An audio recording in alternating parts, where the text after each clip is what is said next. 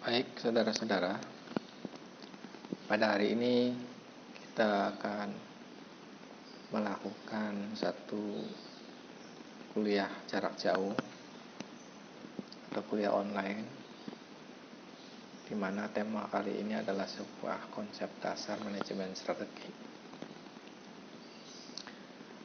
Mengapa sebetulnya kita perlu untuk belajar manajemen strategi?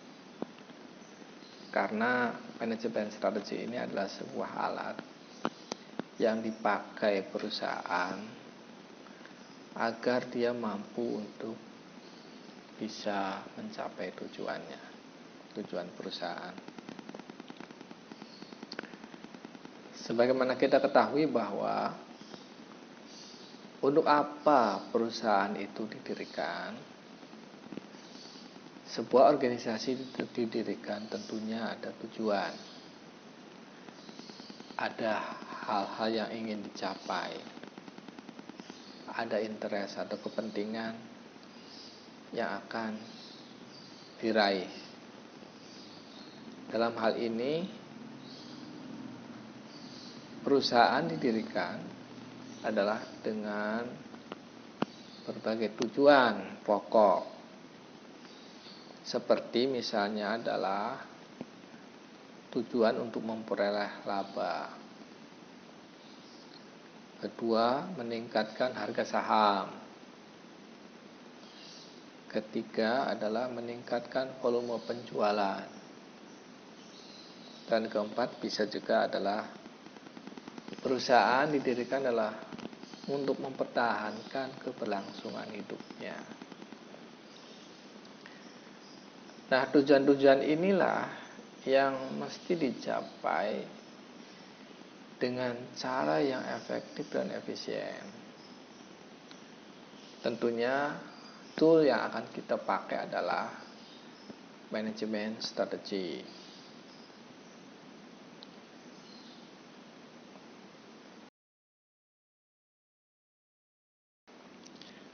Selanjutnya kita tahu mengapa kita perlu strategi. Di sini kita akan menjelaskan bahwa strategi diperlukan sebenarnya adalah untuk mengantisipasi dan menyelesaikan keselarasan perusahaan dengan internal. Jadi, ketika kita berbicara strategi, hal itu dimaksudkan adalah untuk kita bisa memahami posisi perusahaan secara relatif terhadap lingkungan luar perusahaan, yang membutuhkan pemahaman terhadap lingkungan luar perusahaan dan membutuhkan pemahaman terhadap lingkungan di mana perusahaan berada. Perusahaan yang tidak mampu memahami lingkungan luar, maka dapat dipastikan perusahaan ibaratnya tidak memiliki mata atau panduan ketika persoalan-persoalan yang harus dihadapi di lingkungan luar itu berubah. Perubahan itu pasti terjadi. Oleh karena itu, untuk bisa mengantisipasi proses-proses perubahan di dalam lingkungan kehidupan yang kompleks ini, maka perusahaan harus mampu memahami posisi relatif perusahaan terhadap lingkungan eksternal. Lingkungan luar itu pasti setiap saat berubah. Nah, perubahan ini harus bisa diantisipasi oleh perusahaan dengan metode dan cara-cara yang dapat menyelamatkan posisi perusahaan untuk tetap bisa memiliki keunggulan kompetitif atau keunggulan di pasar. Yang kedua adalah bagaimana perusahaan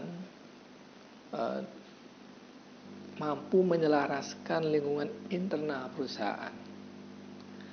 Lingkungan internal ini mencakup persoalan-persoalan yang ada di dalam internal perusahaan. Persoalan leadership, persoalan cara, persoalan prosedur, persoalan visi, dan juga proses yang dibangun perusahaan agar perusahaan itu memiliki kompetensi di dalam menjalankan visi dan misinya. Dengan penyelarasan lingkungan internal perusahaan, maka perusahaan sebetulnya memiliki kemampuan untuk bisa bersaing dengan perusahaan lain karena dia memiliki keunggulan di dalam proses internalnya. Perusahaan memang dibutuhkan, ya, manajemen strategik dibutuhkan sebetulnya adalah untuk menjawab bagaimana perusahaan itu mampu mencapai keunggulan kompetitif. Jadi ada dua, ya. Jadi perusahaan harus mampu memahami kondisi lingkungan eksternal, ya. Dan kedua adalah bagaimana perusahaan mampu memahami kondisi lingkungan internal. Dua-duanya harus diselaraskan dan harus dikendalikan untuk bisa menempatkan posisi perusahaan pada keunggulan bersaing di perusahaan.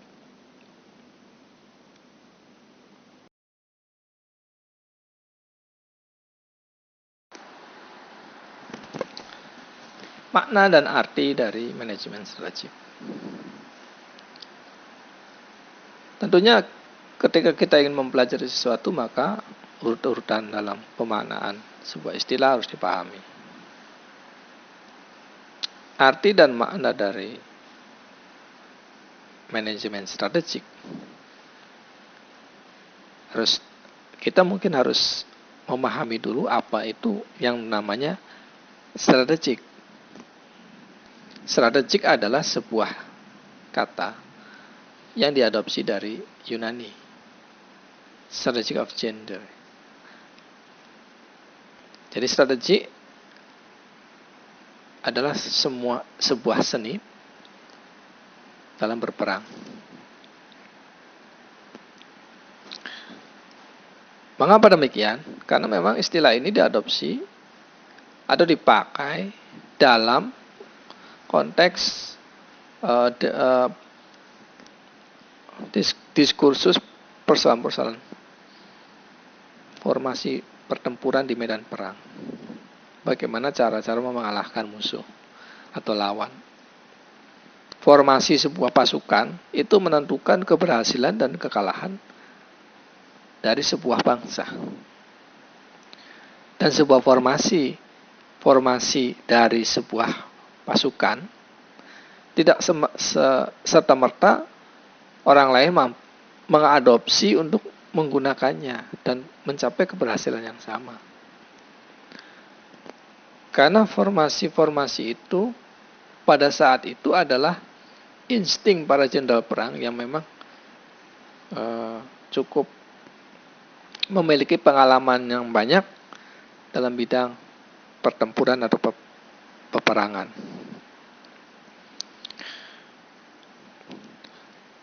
Nah, mengapa strategik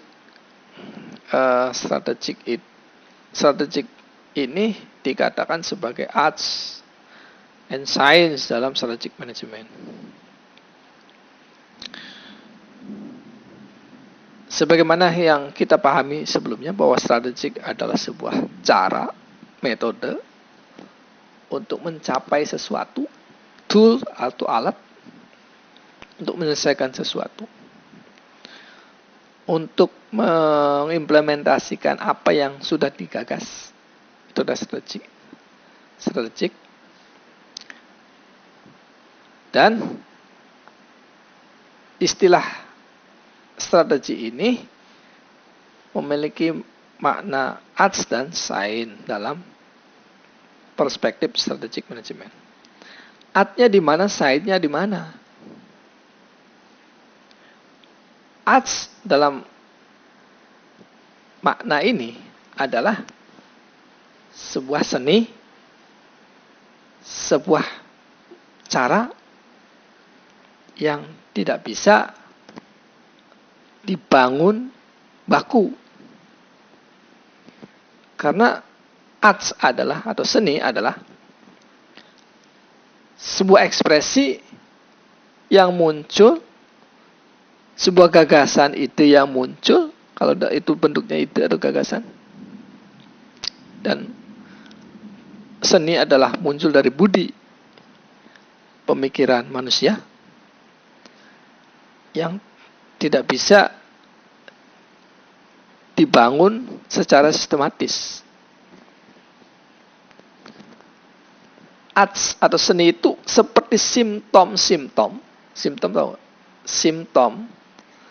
atau semacam permunculan, ya, bintik-bintik yang muncul secara kebetulan. Jadi gagasan seorang pelukis ketika dia pada satu event tertentu dia melukis dengan hebatnya bangunan lukisan itu, mungkin di event yang lain dia tidak bisa mewujudkan hal yang sama. Atau sebuah lukisan itu tidak bisa didetailkan dengan ukuran sekian, panjang sekian, harus sekian, dengan lebar diameter harus sekian, dan sekian dengan skala yang pasti. Nah, ini artnya. Sementara art dalam sains itu adalah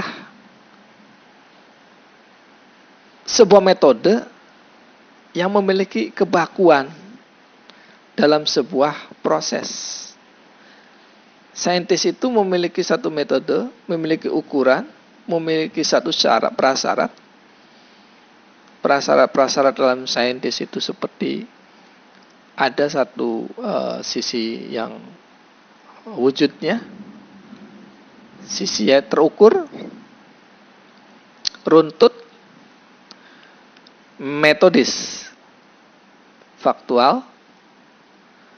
Nah, manajemen strategi ini harus faktual, harus saintis, karena ini akan diimplementasikan pada dimensi-dimensi kehidupan manusia yang memiliki dampak yang cukup besar, sehingga ukuran, metodis harus disiapkan dengan matang. Terkait dengan hidup dan matinya sebuah perusahaan, maka metode-metode yang dibangun harus saintis.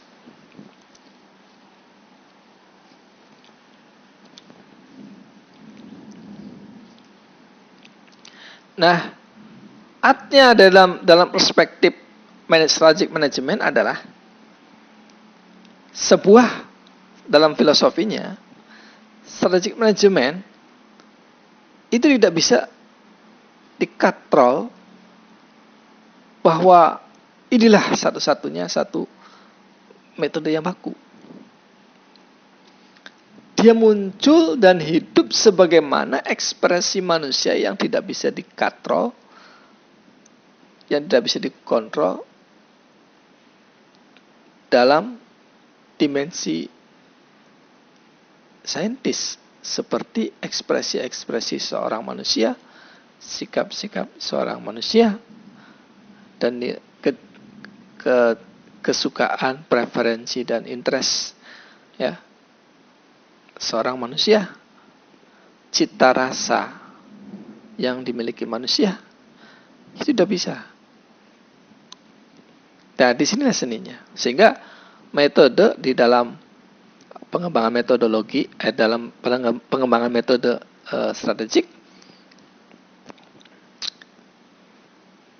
itu sangat beragam, sangat banyak. Nah,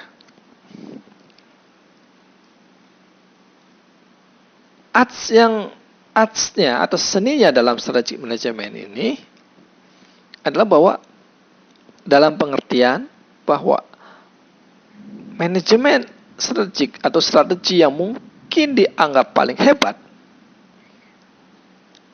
bisa jadi ketika diimplementasikan adalah strategi yang menjerumuskan perusahaan ke lembah yang paling dalam. Itu bisa saja terjadi. Nah, ini artinya di sini. Walaupun itu sudah disusun secara sistematik. Karena banyaknya variabel yang mungkin muncul di dalam kehidupan ini. Oleh karena itu, dalam definisi Fred Davis di sini dijelaskan bahwa dalam dalam strategic management adalah formulating, implementing, and evaluating cross-functional decision that enable an organization to achieve its objective. Jadi, strategic management adalah sebuah seni yang memformulasikan, mengimplementasikan, dan mengevaluasi keputusan-keputusan secara menyeluruh, keputusan fungsional secara menyeluruh yang dapat mencapai tujuan organisasi. Ya, seperti itu. Bisa dikatakan juga bahwa strategic management merupakan sebuah penyelesaian semua gagasan-gagasan atau rumusan-rumusan untuk digunakan dalam mencapai tujuan organisasi.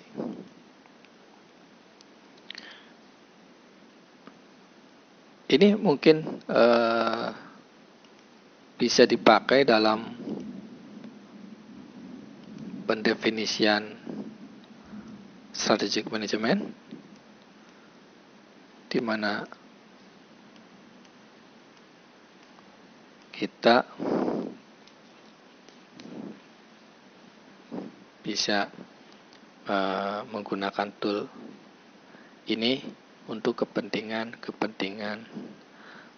perbaikan-perbaikan di lingkungan organisasi kita atau di lingkungan perusahaan kita. Jadi kesimpulannya apa? Jadi kesimpulannya adalah manajemen strategik merupakan satu effort manajerial yang dapat meningkatkan kekuatan perusahaan mengeksploitasi peluang bisnis, mencapai tujuan perusahaan sesuai visi dan misi perusahaan yang sudah ditentukan. Tentunya itu kesimpulannya.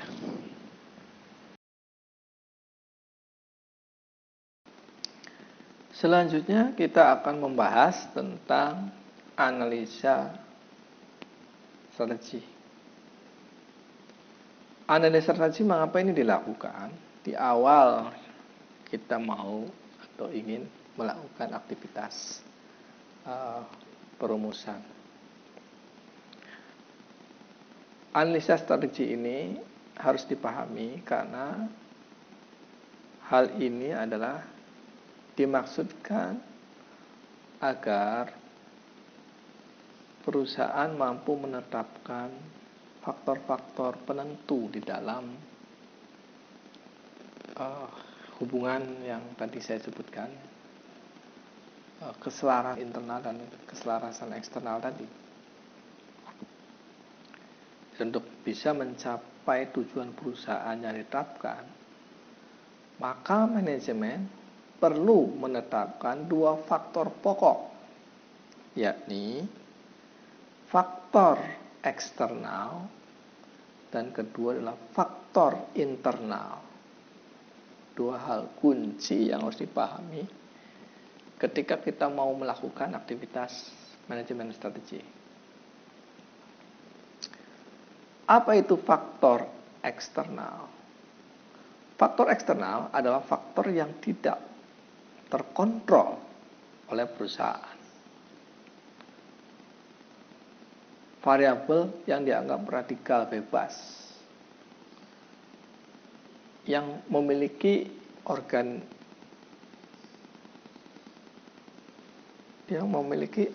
organisme sendiri, kehidupan sendiri.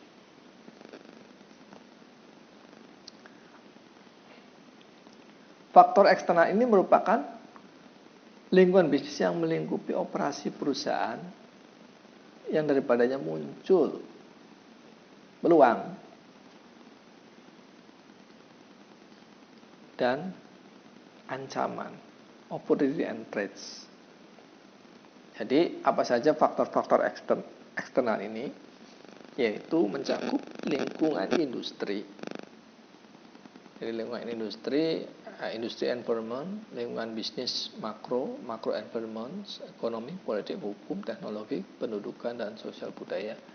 Semuanya adalah faktor-faktor yang dapat mempengaruhi kehidupan, keadaan, daya saing, dan aspek pergerakan perusahaan dalam mencapai tujuan-tujuan perusahaan.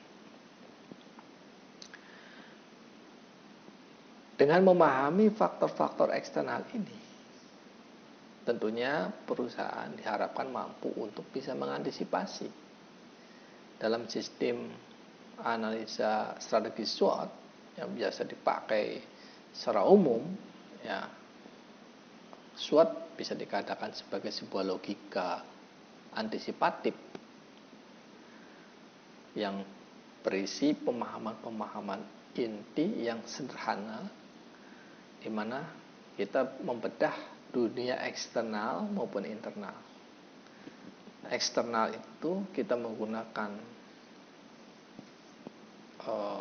analisa peluang yang bisa kita dapatkan dari perubahan-perubahan yang terjadi di eksternal itu, atau justru merupakan sebuah ancaman yang dapat mengakhiri keberadaan perusahaan. Sedangkan faktor internal sebetulnya adalah faktor yang sebetulnya berada dalam kendali perusahaan. Faktor internal ini meliputi semua macam manajemen fungsional, baik pemasaran, keuangan, operasi, sumber daya manusia, penelitian dan pengembangan, research and development, sistem informasi manajemen dan budaya perusahaan, corporate culture. Penguasaan faktor internal perusahaan sebenarnya mampu mengidentifikasikan kekuatan dan kelemahan yang dimiliki oleh perusahaan. Dengan pemahaman yang komprehensif terhadap lingkungan internal, perusahaan mampu mendefinisikan kekuatannya atau kelemahannya dalam menghadapi tantangan yang ada. Tentunya adalah terkait dengan target-target yang ditetapkan dan tujuan-tujuan yang akan dicapai oleh perusahaan.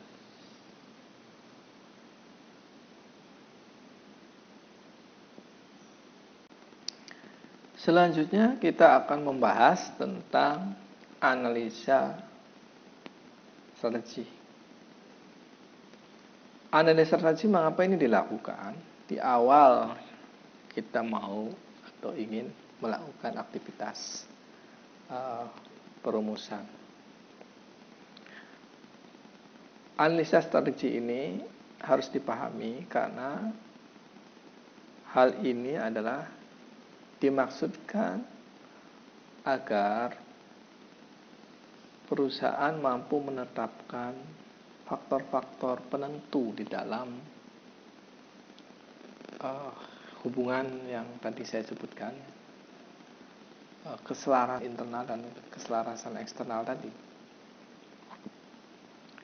Untuk bisa mencapai tujuan perusahaan yang ditetapkan, maka manajemen perlu menetapkan dua faktor pokok, yakni faktor eksternal, dan kedua adalah faktor internal. Dua hal kunci yang harus dipahami ketika kita mau melakukan aktivitas manajemen strategi.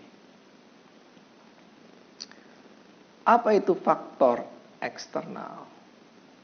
Faktor eksternal adalah faktor yang tidak terkontrol oleh perusahaan.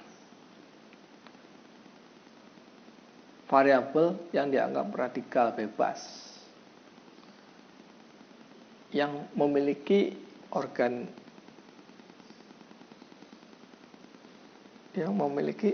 organisme sendiri, kehidupan sendiri.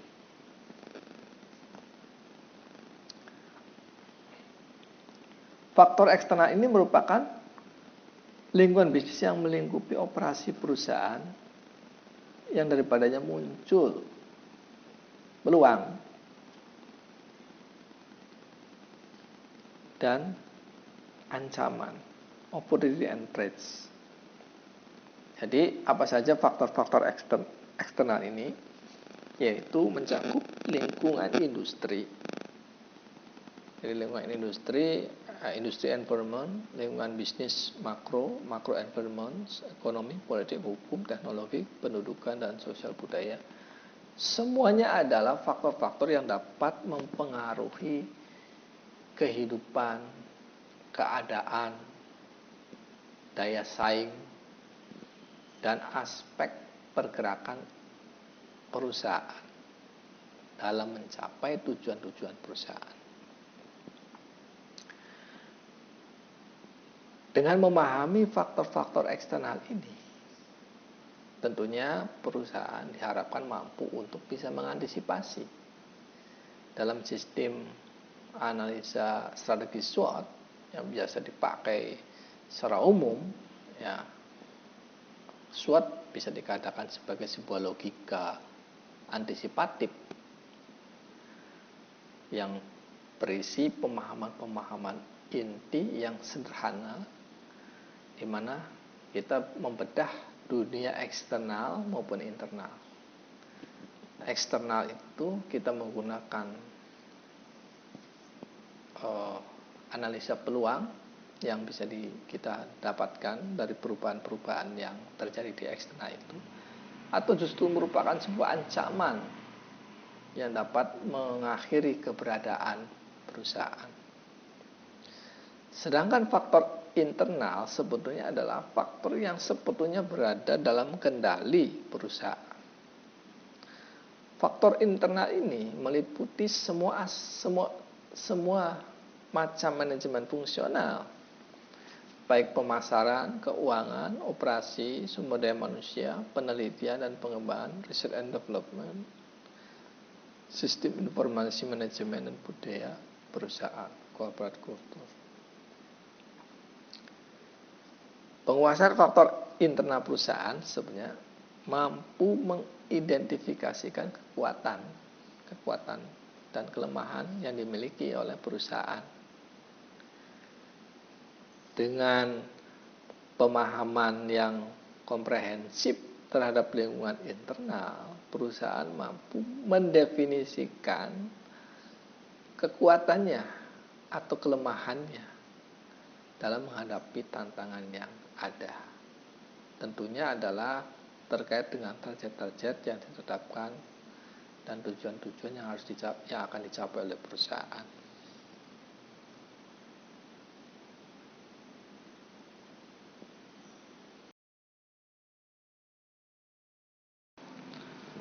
Ada 3 pemikiran besar di dalam manajemen strategi, school of thoughts.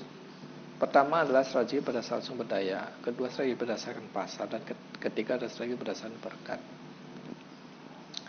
Bonding, penyatuan. Filosofi dari aliran pemikiran ini adalah bahwa untuk bisa unggul, perusahaan menjadi unggul dan perusahaan itu mendapatkan atau mencapai profitabilitas dan juga mampu bertahan dalam jangka yang panjang, maka titik pijak dalam perumusan strategi, penciptaan strategi, filosofi strateginya harus bisa dipahami dengan baik. Nah, strategi yang berdasarkan sumber daya, titik pijaknya adalah bahwa sumber daya adalah penentu di dalam keunggulan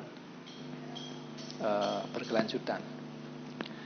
Bahwa perusahaan yang memiliki sumber daya yang unggul, maka perusahaan itu mampu akan bertahan dengan lama, atau mampu bisa bersaing, atau mampu bisa menghasilkan profitabilitas. Apa itu keunggulan? Apa itu sumber daya unggul? Sumber daya unggul itu menurut Bernay, salah satu tokoh dari resource based strategy, adalah perusahaan itu harus memiliki sumber daya yang tidak bisa ditiru, ya, non immutability, atau perusahaan sumber daya yang tidak bisa disubstitusikan,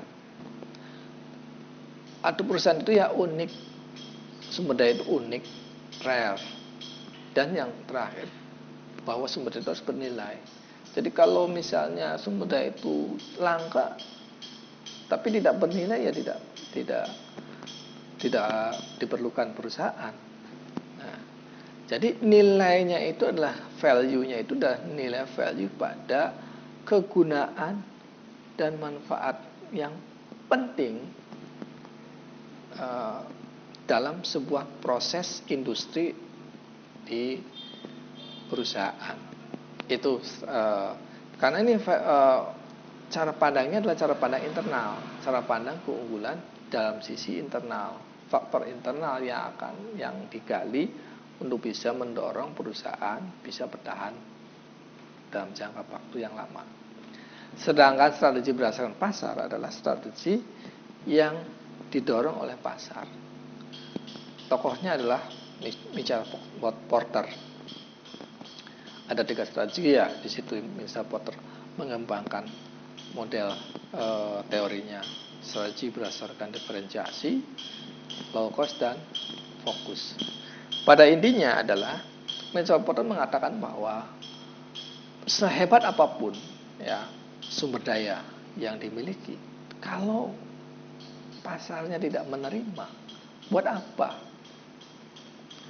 Sehebat apapun, seunik apapun sumber daya, kalau kemudian pelanggannya sudah berubah cita rasanya, ya sudah tidak akan diperlukan lagi.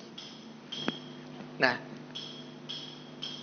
di sini pada intinya adalah bahwa sumber daya berdasarkan pasar adalah sumber daya yang berfokus pada nilai pelanggan. Nilai pelanggan adalah sesuatu yang utama dalam landasan perusahaan yang unggul dan mampu untuk beradaptasi atau berkelanjutan. Yang ketiga, sumber daya sebagai perekat. Kedua, modal strategi sebagai perekat ini sebetulnya adalah mengadopsi dua-duanya. Ada juga nanti dikembangkan beberapa school of thoughts itu menurut Mitzberg itu diklasifikasikan menjadi 10 aliran pemikiran. Yaitu nanti Mitzberg menjelaskan lebih panjang lebar tentang konsep itu. Di situ juga ada tentang konsep strategi value. Jadi yang paling penting adalah nilai. Sesuatu fokus utama adalah pada teori nilai. Nilai adalah konsep yang mendasari semua aktivitas manusia. Nah, itu nanti pengembangan model strateginya ke arah sana. Dan banyak sekali model-model strategi yang digagas oleh para pemikir strategi.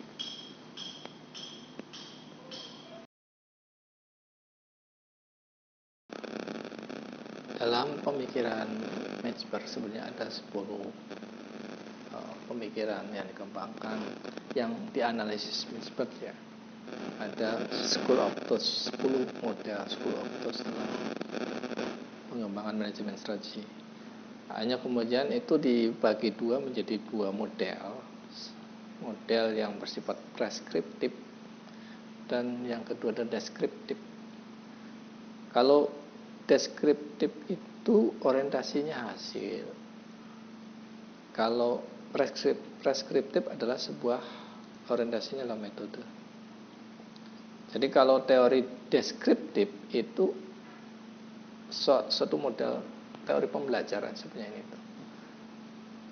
Kondisi plus metode sama dengan hasil. Kalau teori preskriptif, hasil plus kondisi sama dengan metode. Jadi preskriptif itu adalah bagaimana satu proses itu dilakukan dengan mengembangkan satu kerangka atau metode. Sedangkan kalau deskriptif itu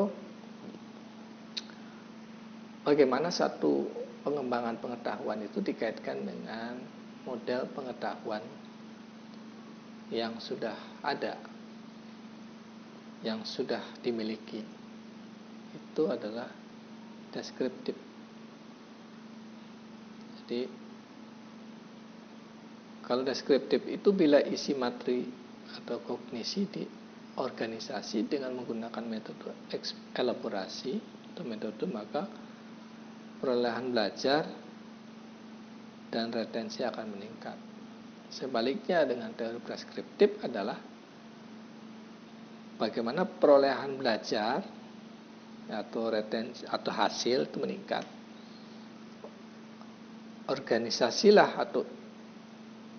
Organisasi isi atau materi pelajaran dengan menggunakan metode elaborasi atau metode. Jadi bagaimana metode itu menjadi satu acuan untuk menjadi acuan untuk mendapatkan hasil. Itu adalah model preskriptif. Nah, di sini Misbet menggolongkan model pemikiran desain, perencanaan, dan posisi adalah preskriptif modelnya. Jadi ada satu model strategi di aliran pemikiran strategi itu yang mengutamakan, yang meletakkan landasan sesuatu itu apa yang diinginkan, apa yang dicapai itu dengan desain, dengan metode. Sedangkan deskriptif itu ya metode bisa berubah sebetulnya, karena model pembelajarannya bersifat deskriptif. Di sini model strategi kewirausahaan, kognitif pembelajaran, kekuasaan, culture, lingkungan, dan konfigurasi itu kan adalah sebuah model yang tidak bisa didesain dengan sebuah metode, bahwa sebuah culture tertentu itu adalah sebuah proses kognitif saja yang itu mengalir sesuai dengan pengetahuan manusia. Nah, bagaimana culture itu menjadi sesuatu yang kita inginkan itu kan harus dengan membentuk sisi-sisi kognitif manusia, kecerdasan manusia yang akan melahirkan culture yang bagus. Seperti itu kira.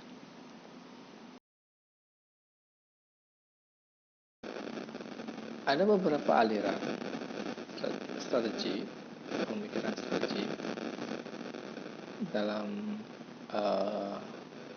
kategori yang digagas oleh Henry Misbet itu, seperti kelompok desain. Jadi kelompok desain ini adalah desain school, pemikiran desain, pendekatan formasi sebagai proses konsepsi dengan menyesuaikan antara situasi lingkungan organisasi dengan situasi lingkungan eksternal. Strategi dirancang untuk mencari kemungkinan terbaik yang sesuai.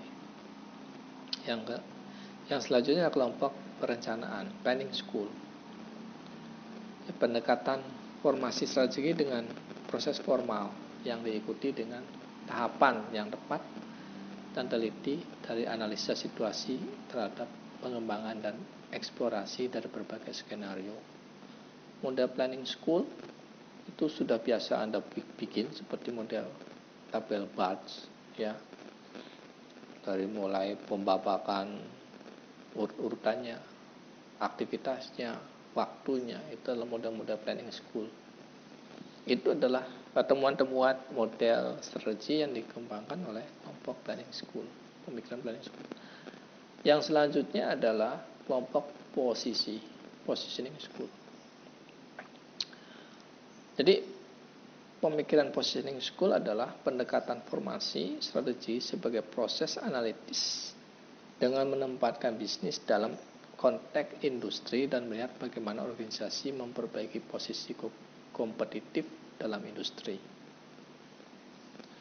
Yang dilihat adalah struktur industri. Kemudian melihat faktor posisi di mana perusahaan itu mendapatkan peringkat. Positioning school ini seperti kita bisa melihat atau menganalisis tentang kekuatan-kekuatan perusahaan yang dianalisis dengan kekuatan-kekuatan market share di pasar. Itu adalah model pemikiran membangun konsep strategi agar memiliki keunggulan secara berkelanjutan. Selanjutnya kelompok kognitif school ini merupakan formasi strategi sebagai proses mental yang didasarkan pada fungsi sains dan analitis. Model-model kognitif ini Anda bisa kembangkan dengan model-model strategi yang bersifat statistikal, bersifat kajian-kajian yang sifatnya ilmiah, membangun satu konsep yang tertulis. Itu adalah cognitive school. Yang selanjutnya adalah konsep pembelajaran learning school. Pendekatan formasi strategi sebagai proses untuk memunculkan emergen, di mana manajemen organisasi mempunyai perhatian pada bagaimana pekerjaan dilakukan secara efektif dan efisien tanpa lembur, serta mengintegrasikan proses belajar pada keseluruhan rencana kegiatan. Proses pembelajaran learning school ini adalah mencari satu format di mana satu organisasi mampu mengembangkan bakat-bakat secara kognitif, ya, mampu menerapkan edukasi atau proses belajar di antara para anggota organisasi, yang itu adalah sebuah metode pendekatan proses untuk bisa menangkal atau mengadaptasi hal-hal yang bersifat urgens dan emergens. Yang selanjutnya kekuatan kelompok power school. Model pendekatan formasi strategi sebagai proses negosiasi antara pemegang kekuasaan di dalam perusahaan dan antara perusahaan dengan berbagai pemuka kepentingan. Nah, power school ini muncul, ini yang kemudian memberikan satu penjelasan tentang bagaimana pentingnya stakeholder konsep strategi stakeholder, jejaring sosial dan sebagainya. Ini adalah mazhab yang dikembangkan dari model kelompok kekuatan atau power school, di mana secara realita posisi-posisi setiap organisme itu sebenarnya memiliki kekuatan yang berbeda-beda. Nah, power school ini juga sama halnya dengan kajian tentang politik, ya, kemudian tentang kelembagaan dan sebagainya. Yang selanjutnya kelompok budaya, culture school. Ini adalah formasi strategi yang proses reaktif, yaitu respon kepada tantangan yang ditentukan oleh lingkungan eksternal. Culture school ini adalah bagaimana membuat satu strategi antisipatif yang bersifat taktikal, Karena rancangan strategi yang sudah dikembangkan pada tingkat implementasi yang taktis, yang sangat spesifik itu bisa berbeda. Nah, kelompok budaya ini adalah menyodorkan satu pemikiran strategi agar strategi yang sudah dikembangkan secara umum, yang mungkin itu dibangun cukup lama, membangun sebuah visi juga cukup lama, membangun suatu prosedur juga cukup lama, tetapi hal ini harus mampu diadaptasikan pada tingkat-tingkat yang lebih spesifik. Nah, reaksi-reaksi yang sangat, respon-respon yang sangat reaktif harus mampu dipahami oleh organisasi, bukan sekedar organisasinya yang reaktif, tapi di dalam organisasi kehidupan yang lain juga sebenarnya sifat-sifat reaktif itu memiliki dimensi yang nyata. Yang selanjutnya adalah kelompok konfigurasi. Configurative school mempunyai pendekatan formasi strategi sebagai proses transformasi organisasi dari suatu jenis struktur pengambilan keputusan kepada yang lain. Jadi konfigurasi school ini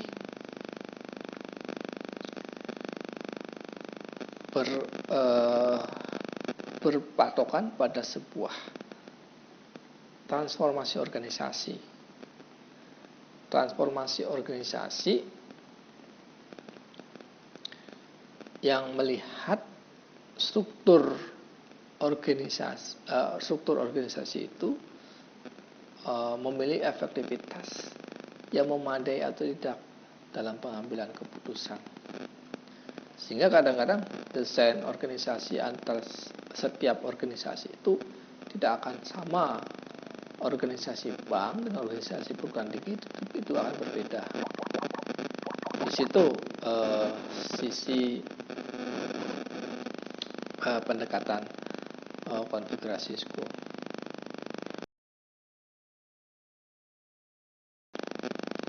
Selanjutnya adalah 4 elemen dasar dalam manajemen strategi itu dalam kajian secara umum, secara menyeluruh, maka kita akan menemui 4 tahapan yang harus dilalui sebetulnya. 4 tahapan itu adalah bagi para ahli-ahli strategi di dalam perusahaan itu adalah model linear sebetulnya, model linear yang pos schedule waktunya ditentukan berdasarkan urutan. Jadi model berpikir linear yang dikembangkan dalam manajemen strategik. Urutan pertama itu adalah pemetaan lingkungan. Sebelum kita melakukan formulasi strategi atau perumusan strategi yang dikembangkan kan banyak sekali strategi itu nanti akan diimplementasikan pada tingkat perusahaan yang corporate organization, functional organization, dan unit bisnis. Nah, ini formulasi strateginya nantinya akan diarahkan ke sana. Nah, pemetaan lingkungan itu scanning environment, di mana perusahaan harus mampu men-scan atau melakukan pemetaan terhadap lingkungan eksternal maupun lingkungan internalnya yang sudah dijelaskan sebelumnya. Kemudian baru masuk pada formulasi strategi. Kondisi-kondisi yang eksternal internal sudah dipahami, maka kemudian baru kita merumuskan sebuah formulasi strategi. Nah, formulasi strategi ini kemudian setelah perumusan strategi sudah dilakukan, maka akan turun pada tingkatan yang bersifat implementasi strategi atau pelaksanaan strategi. Pelaksanaan strategi itu adalah menjalankan standar-standar yang sudah disiapkan atau sudah dirumuskan sebelumnya. Baru kemudian ke tahap evaluasi dan pengendalian, bahwa pada pokoknya sebetulnya itu perusahaan harus mampu atau sebuah kepemimpinan di dalam organisasi atau perusahaan adalah harus mampu mengontrol, mengevaluasi semua lini dalam proses manajemen. Jadi kalau di perusahaan itu harus terkontrol, terevaluasi, karena proses evaluasi itu adalah untuk menentukan reject atau tidaknya sebuah proses. Evaluasi adalah untuk memastikan standar yang sudah diterapkan itu sudah benar, sudah tercapai. Dan pengendalian adalah memonitor semua pergerakan dari sebuah proses sampai proses akhir. Tuh.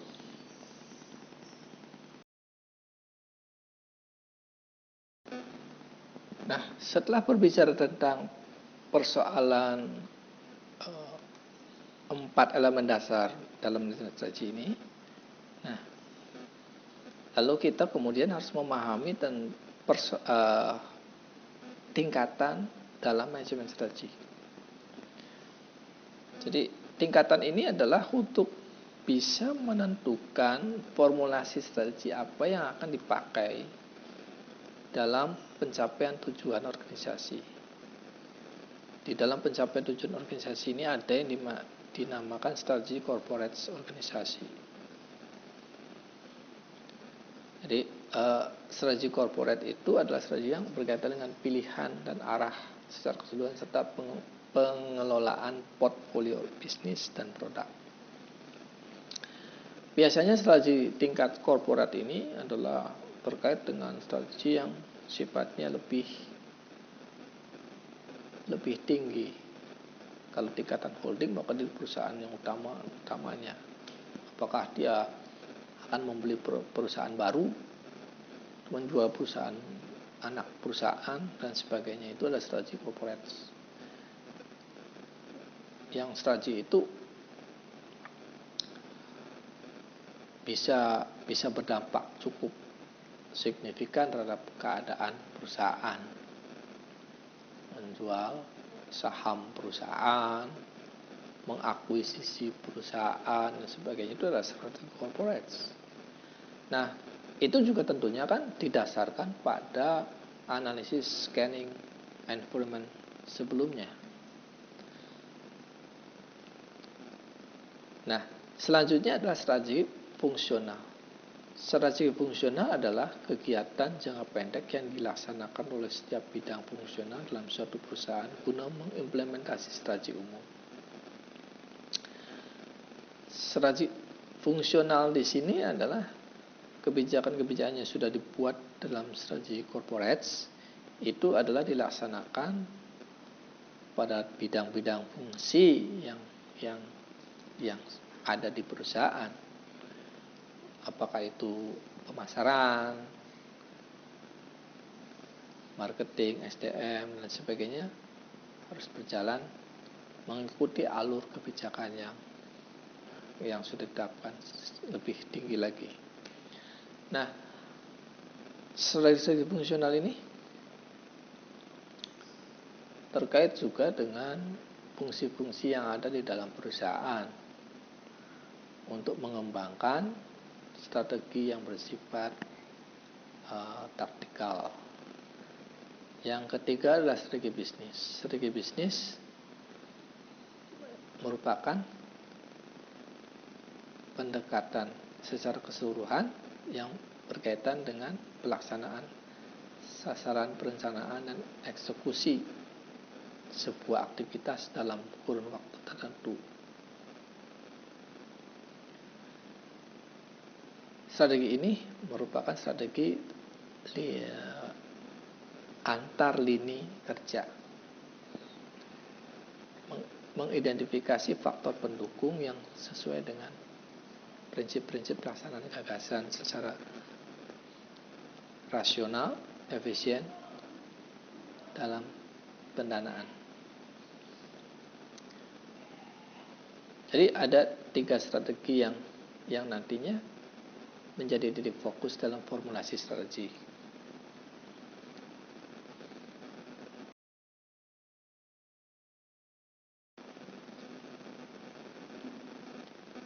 Selanjutnya yang terakhir ini adalah manfaat manajemen strategi. Apa sih sebenarnya manfaat yang tidak diambil di dalam mengkaji, dalam menerapkan manajemen strategi ini? Sebagaimana kita pahami bahwa strategi adalah sebuah perencanaan yang diperuntukkan dalam tempo yang panjang, bukan perencanaan yang singkat. Perencanaan ini bisa 5 tahun, akan bisa lebih, bahkan ada perusahaan yang menyiapkan perencanaan sampai 15 sampai 20 tahun. Tetapi juga itu ada review yang biasanya memang perusahaan menyiapkan arah strategi jangka panjang itu sekitar 5 tahun. Jadi sampai pada titik 25 tahun ke depan atau 20 tahun ke depan, perusahaan kita itu harus seperti apa, dan itu harus disiapkan dengan perencanaan yang matang. Nah, manajemen strategi ini adalah memberikan arah panduan kepada organisasi atau warga organisasi untuk menyiapkan dan mengembangkan semua aktivitas harus untuk menuju capaian itu.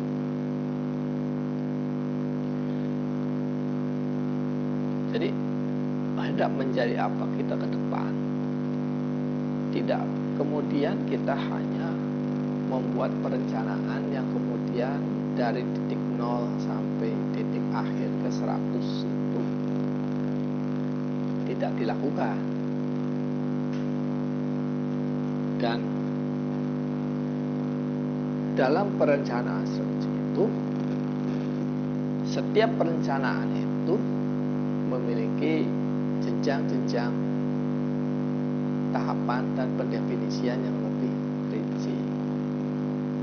Ada tingkatan yang lebih kecil, yang lebih bawah harus dilakukan seperti apa. Sampai pada tingkat tahun sekian itu sudah dirumuskan dengan baik dengan rumusan-rumusan yang rinci. Kedua adalah adaptasi pada perubahan yang terjadi. Jadi manajemen strategi adalah merupakan satu tool untuk mengantisipasi perubahan-perubahan yang dihadapi. Ketika kita memahami tentang manajemen perubahan, maka alat untuk mengontrol perubahan itu adalah manajemen strategik. Karena manajemen strategik adalah satu tool yang menganalisa secara komprehensif seluruh dimensi keberadaan perusahaan, baik itu internal maupun eksternal.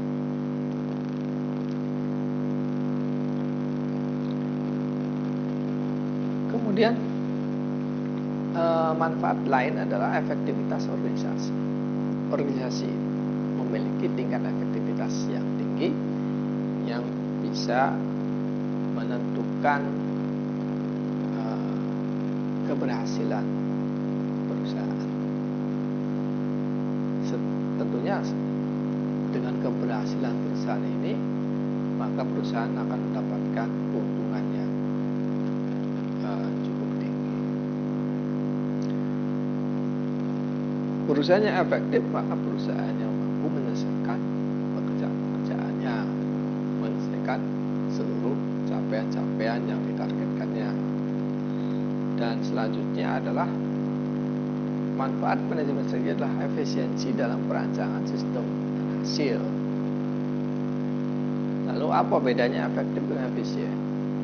Kalau efektif itu adalah sesuatu yang bisa dilakukan dengan cara yang cepat, ya. Kalau efisien itu lebih pada sisi hemat, biaya yang low, yang rendah. Dalam perancangan sistem, tentunya ini memerlukan dengan biaya yang cukup tinggi, dengan kemampuan melakukan analisa persoalan-persoalan yang ada, maka analisis sistem bisa dibangun dengan cara yang efisien dan menghasilkan sesuatu yang tepat. Yang selanjutnya adalah manfaat manajemen strategi adalah mengembangkan sistem kerja dan sistem yang dapat diperbaiki. Mengembangkan sistem kerja dan sistem yang dapat diperbaiki.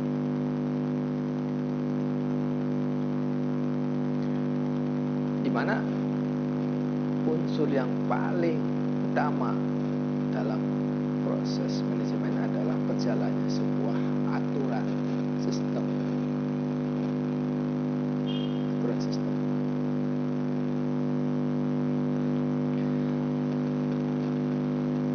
Yang tidak tumpang tindih, tidak berjalan sendiri-sendiri. Semua sistem mampu dikontrol, diperbaiki, diadaptasi, dievaluasi, bahkan mungkin diperbarui dengan sebuah sistem baru yang lebih canggih, lebih bagus, lebih efektif dan lebih efisien dalam pengertian manajemen. Itulah kuliah hari ini tentang manajemen strategi. Selanjutnya akan diulas di pertemuan selanjutnya.